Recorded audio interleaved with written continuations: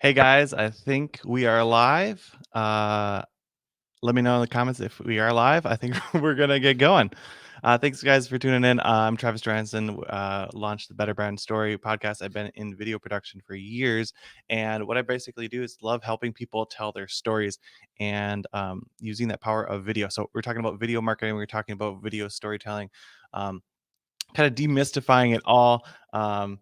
And Aaron, I think we're rolling, right? Let me know. The comments that I see. So yeah, diving in. Right now, it seems like everyone is talking about storytelling. Story for this, story for that. What's the story of your everything is coming down to story. It's the buzzword of today. So let's dive in. What is story? What is it not? What is story? Well, simply put, story is a experience. It's a period of actual time, like not just a second. Like a photograph is a moment in time, and a think of a video, right? It's a period of time, like 30 seconds. Is it a minute? Is it 2 seconds? Is it TikTok 10 seconds? um a story is unfolding over time versus that moment. And the real challenge that comes there is that photos, you capture that specific moment, and storytelling, you move on. The other couple of key elements to stories, got to have a character, right, who does something, and you're going to be kind of retelling those events. But if you boil it down to its most simple elements, it's just retelling of something, right, that happened, right, or imagine that it happened. So the heart of good video marketing and visual storytelling is heart. What does that mean? The heart is the character of your story. So I'm going to dive into some of the breakdowns. If you're familiar with story, Brand Donald Miller, he talks about basically the hero's journey. And all this is talks about having a hero. So think of it like a hero, right? Pick any superhero that you grew up with, right? They're that character, and that character then goes through a journey. They have a problem, right? So they're trying to solve that problem. They meet somebody who's going to kind of help them on that journey, whether it's their coach or it's their hero, it's their Yoda. um, they're Whoever is going to help them along that journey, and they say like, oh great, let's go do that adventure, and then they go tell that. That's kind of like the hero's journey. There's other types of stories you can tell as well.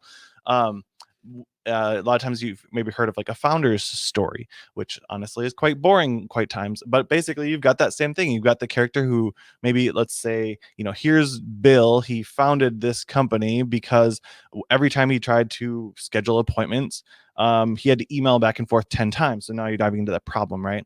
You're gonna the emphasis or payoff of the story is the reaction of the pain points that you are solving. So if the character has a problem, then you can come in and kind of help them. So now you're going on this adventure, right? And you're like, how do I make this? How do I make this? And then eventually they discovered, let's say, your programming, right? Your tool that can help them make that, like the no code tools out there to make this, app a reality. Okay, well, cool. So then brings in the second character, who's that guide. Then they kind of go on like, okay, cool, here's this whole, now the rest of the story unfolds of them trying to solve that problem, right? And then at the end, you got this crescendo or this peak of did it work? Does it work or does it not work, right? That's ultimately the most common story that you'll hear out there, is that journey. But the question it all comes down to is heart, because if you don't hook people on at the beginning with that heart of the story, if they can't relate to who's this character, if you're not into sports, you're just really not a sports person, and this like meathead comes on and is like, hey, football, you're just not going to connect unless there's something in that character who's like, maybe he stumbles and falls and kind of klutzy, and so now you can relate to that character. You want to have something that people can relate to if you're telling a story. So that is kind of the heart. So now let's say that you've connected to that person, that character, the lead character of your story. Or in your business, right? Is it the person who's struggling to do this, that's struggling to do that, and that's who you're telling that story of, specifically like in tech. Your customer, if you can connect with them emotionally, if we can move their heart emotionally through that journey. So story, if you almost replace story with journey, then you can get your viewers to take action. Now, I actually went to school for business and marketing. I didn't go to school for storytelling. I didn't go to school for video. And so what I enjoy doing is helping businesses, get action out of using the power of storytelling in video, because it's not about just having another pretty picture or another pretty story. It's creating a story that actually helps people take action. So if you want them to take action, or I'll say like if you want people to take motion, then start with emotion. So emotion can lead to motion because it's right inside of it. So you can get them to take action by helping connect with the heart of your story. um, so if you miss the heart, you will lose the power of video. People talked about how video's so powerful. Remember, I feel like a year ago, people were talking about how video is going to be such a big thing, and people are like, I don't know. And here we are, right? Everyone's using video because next to, if you can't be in person, this is pretty much the next best thing. So the problem with this is that if you're trying to create something and you don't have that heart connection where people watch it and they connect with it, think about all of the TV commercials, right? Or where they're selling the car, but they're really selling the pretty women with the car. Like that was like a big thing for a while. Like football, like the TV commercials during the Super Bowl. They're like, really, GoDaddy? What does that have to do with hosting my website? But they use it to connect with people, for good or for bad. You connect with people with that heart. And if you lose that, you're going to lose the power of heart. So in 2020, it's super easy to get caught up with the technical gear, the shiny tech. And there are so many ways to make video today. And every day there is a new tool. I'm not sure, drop it in the comments if you guys can relate. I feel like every day there's a new tool coming out about how to do this, how to do that. There's so much shiny tech. Now, in the video world, so this is my actual background. I could turn on more lights, but I'll show you it. The flashy side of things, it's not about what you have, it's about how you use it. So I'm using a webcam, and there's my wall. Here's my studio space. It's not super pretty when the other artists in my space are, but this space, it's all about how you use it. Obviously, this isn't what we do our normal projects on, but this is what I do this type of stuff on. Learning to use what you've got, or building out something that is going to work and accomplish your project, or accomplish your, overcome your problem, using whatever tech you've got, because there's so many different ways you can do that. So quick thinking back, whiteboard videos, 3D videos, 360 videos, 4K, the 4K revolution, HDR, vertical video, action cameras, and DSLRs. There's so many different ways that people do storytelling. People make videos. It's all, there's a new thing that's coming out every day. Now, there's pros and cons if you jump on any of these things. If you're an early innovator, everyone knows, you can jump in front of the wave and ride it, right? For instance, TikTok. So every time that there's a new social media platform, or distribution channel for your video, specifically the video marketing side, now not the story side, but there's going to be a new wave coming. And if you can get early on that wave, you can ride that wave. So whiteboard videos, when they first came out and everyone's like, whoa, this is so cool, they would share whiteboard videos of anything. If it was like talking about how to take the garbage out of your kitchen, for gosh, that would have gone viral, right? Not so much anymore. 3D videos, everyone was talking about it, and it was super cool. I remember having a cell phone, it was like the 3D Evo, I think it was, had like the lenticular screen on it. So like, like those, you turn them and they change. Really cool. Yeah, apparently didn't catch on. So 360-degree videos, those didn't catch. They were like the new thing, and then they went away, and then they're back, and I don't know, they're kind of in and out again. All of well, I'll run through them here. 4K, people thought it was gonna be huge. There's new technology, and there's certain use cases for each of these things. I guess I'm going to point. HDR, vertical video, that's more of a format, and action cameras, DSLRs. There's like, why would you use any of these things? I think it comes back to, where is your audience, and we'll dive in that a little bit later. But where is your audience at? What do they listen to? What do they watch? What are their behaviors? In that marketing side of things with video, if I've thought about doing this, like 360-degree videos. It's really cool, right? It's really experiential. If you've watched a good 360-degree video on your phone and you're just like, whoa, this is so cool. Imagine Casey Neistat. If you follow YouTuber Casey Neistat, he's like kind of one of the pioneers of really good quality vlogs, and he was like YouTuber of the year and like the big thing. And I've thought about, like, what would be the modern day recreation or something that really stands out. And YouTube supports 360-degree video. It's just a pain in the butt to process and edit and actually do as fast as you do regular video. So um there's different ways where you could stand out with some of these. Like if you did 3D video, well, there's going to be a niche audience of people that do this. Maybe you sell like VR headsets or something, or VR games or something. Well, then that totally makes sense for your audience. But just figure out what is your audience into. The fun side about tech is that people like do these cool things, and we have fun with it, and we're not afraid to, like, I don't know, buy something for fun. Um, yeah. So there's a ton of different ways you can make video. What works? How much does it cost? How long does it take? That is like the core questions that I run into every day, because production studio, we provide camera crews, all the gear, all the stuff to actually go capture the video. And then sometimes we're working with agencies and we'll send that out to them. So how can you guys get great video? What do you even need for that? So a couple of different basic elements in terms of video and getting it for you. Um, you can you could just say, hey, I want a video made. I don't want to learn anything about it. And you hire a company, a full service production company. That's what you'd look up, full service video production company. Look up the reviews, obviously, and see their work. Look at the reviews, make sure they're good. It's going to cost you, I would say, for a lower end production, somewhere between 5 to 10,000 for like a main story project. How long does it take? I would plan between 4 to 8 weeks. You could get it done in less, and it could take longer if you wanted to, like, say, if you wanted to take longer on it.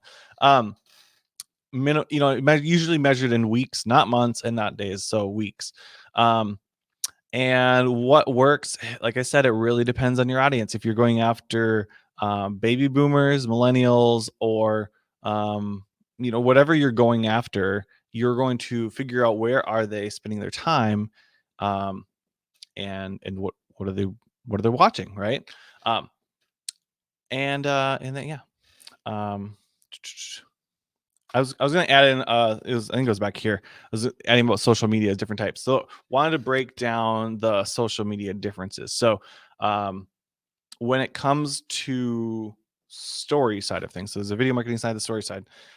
With story, people often think that, like, oh, you can just post your videos everywhere, right? Like, oh, I'm gonna make a 1 minute video and I'm gonna post it on my Facebook, on my Instagram, wherever I'm gonna post it. Every different place that you post it has um a different tone, a different kind of like a company culture.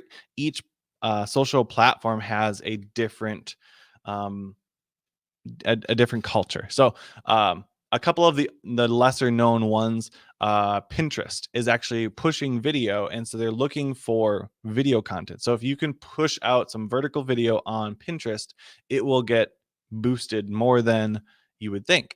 Same with LinkedIn, everyone thinks, oh, it's just you go there and you post your job resume, and maybe you connect with some other business people and you get pitched to once in a while. But it's a really unsaturated market because there's so many people on there that don't know what they're doing. And then there's a few people who are posting content. And so if you post content out there specifically on that platform, you will do better than, let's say, just posting it on YouTube. If if you're doing the same amount of posting and stuff like that, you're going to get a better results probably on LinkedIn for business to business type content. Um, if you're doing entertaining or entertainment content, um, which is probably whatever, I'm not saying less, it's less applicable here, but if you're going to do more like an entertainment style videos, you can use YouTube for sure, or any of the social medias, like Facebook, Instagram. But the one thing for YouTube is really cool is that it is a social network. So people are engaging with it and they are following their creators. And I think the early days, it was just like search engine. Like people would search for videos and watch videos. And it's become more of where you have followers who will follow what you're doing. And so you can share the story of your brand and your journey of developing your product or service. Like, don't think of storytelling as just this is a story. What I think, um, Instagram stories, if you use Instagram or TikTok or any of those, they help you break down your big long thought into small actionable bites. And so each bite that you want to take out of them is a different element of that story. So when you think of video content, don't think of, hey, I'm going to do this one, five to $10,000 brand video and we'll be done. Or I say 5 to 50,000, but most smaller companies are in that 5 to 25. So you're going to do this smaller project here, or medium sized whatever project, and you're going to be done, right? You're going to put it on your homepage. Like, the most typical places businesses put videos is they put it on their website. They typically hide it somewhere and nobody watches it. And then they're like, why didn't it work? And it's like, well, you didn't put it anywhere. You got to post the video in order for people to see it. So right smack dab in the middle on your homepage, visually it pulls people in. You start sharing, like, here's the story of the problem that we're solving. Right? It's like why Apple's like, I'm going to tell you about this new marker. It's designed with all of this. They're trying to hook you in. It's fascinating because it clicks. It automatically retracts the cover. It's magical, innovative to design.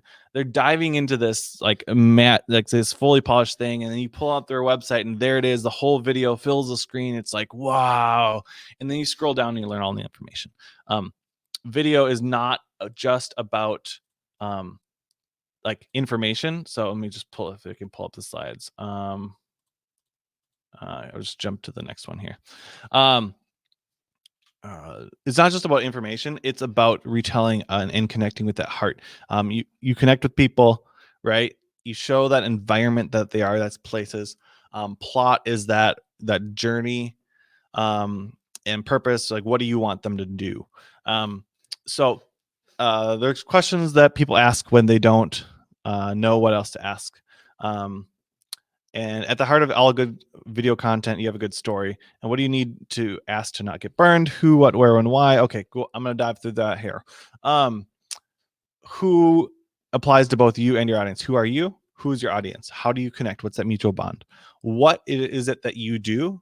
And what do you want people to do? What service are you trying to, or app or technology are you trying to showcase? And what do you want people to do after they watch it? So you want them to click, you want them to inquire, you want them to download, you want them to, whatever you want them to do, you got to think about what is it that you do and what do you want them to do. Let's say it's for a website, then it's maybe less applicable, but where is your audience at? And then where are you at? Sometimes it's geography based. Other times it's a stage of life, right? Maybe you work with people in different stages of life, in specific stages of life. Like maybe I have 5 kids, so maybe it's like labor and delivery. Maybe it's like you're a midwife or a hospital. And so where people are at in life is the whole having a baby phase to the first year or something, right? And so you're going to be targeting that phase and telling the stories of those people going through that journey. And it's always the same journey, right? It's just different people, but that's where your services lie, and that's where they would find you. And you are somewhat geography based as well.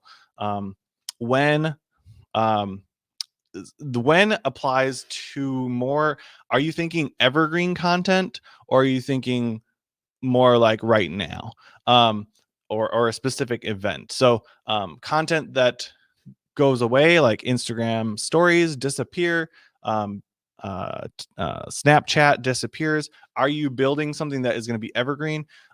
If you think of YouTube as a search engine, it is like the second largest search engine up next to Google, and Google owns them, so they're really just like the two giants. Think of Pinterest and Pinterest as well as YouTube as search engines. At least YouTube also has the social side, but there's so much content if you're trying to tell the how side of things. How do you do this? How do you do that? People go to those sites to learn how to do this or inspirational stuff. People go to Instagram they scroll through the feeds and they're looking at posts for inspiration, but they want entertainment when they click on stories. And then Instagram now also has Reels, which if you're not using, it's basically TikTok where you can add all those cool filters into short, like 15-second or less Reels videos. So lots of fun stuff. We got 5 minutes left. I'll dive through top places video marketing works. So you can tell the story of your brand.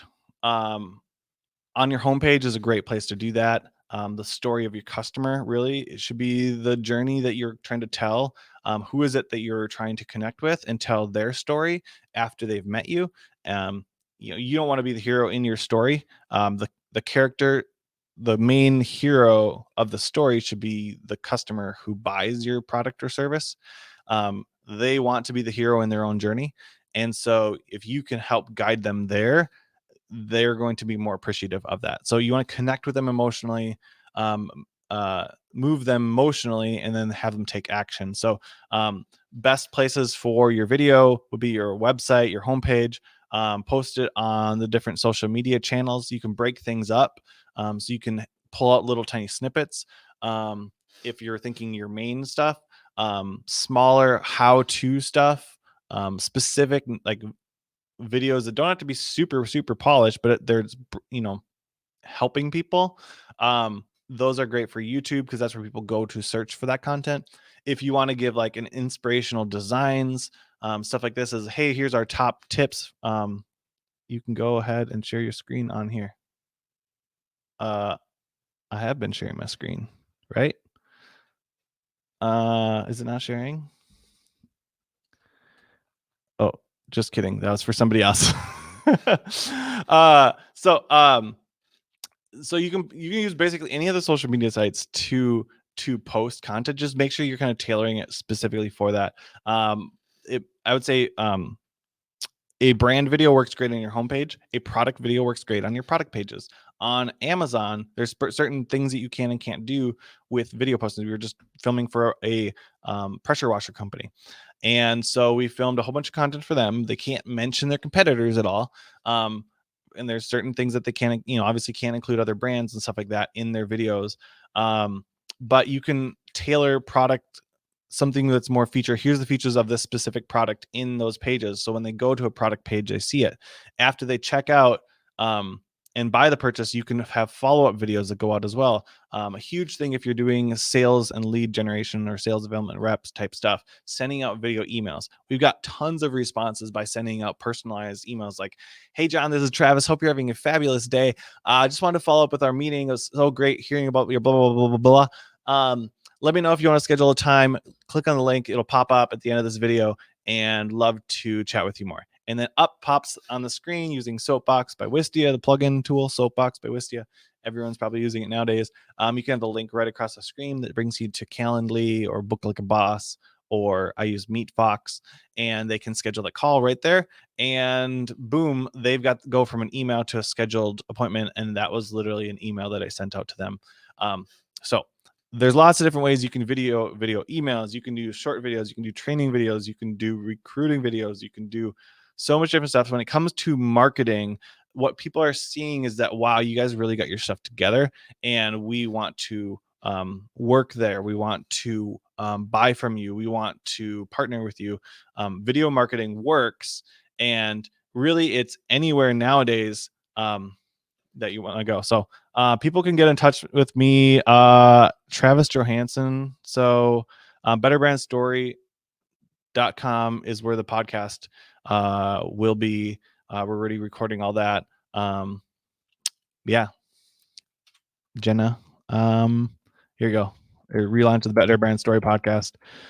The podcast where you learn from the best, and you can subscribe on it via email, and then you'll get action checklists that go out to you with each episode that goes out. You actually get a printable action PDF.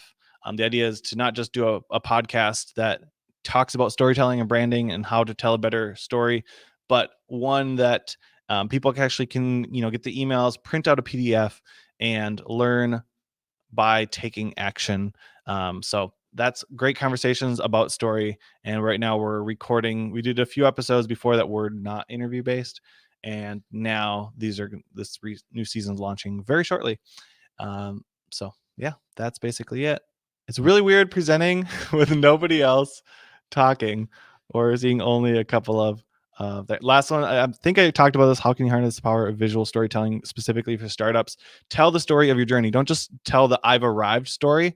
Like, hey guys, here's a great promo video, but tell like, hey, here's what we're trying to do. We're trying to invent a new pen that the little, clip doesn't break off, right? Because whatever. And then show you going and designing in CAD, show you going to a warehouse and getting your inventory, show you going to Amazon and if they won't let you film there, but like share those behind the scenes stories for startups. People love that. They will connect with that. You'll build an audience there of rabid fans, the good one, whatever that is. And yeah, so I just want to make sure I hit on that question at least. Startups are in a unique position where you are the underdog. Like the big companies don't get to share some of those behind the scenes because they got this big brand image that they need to protect.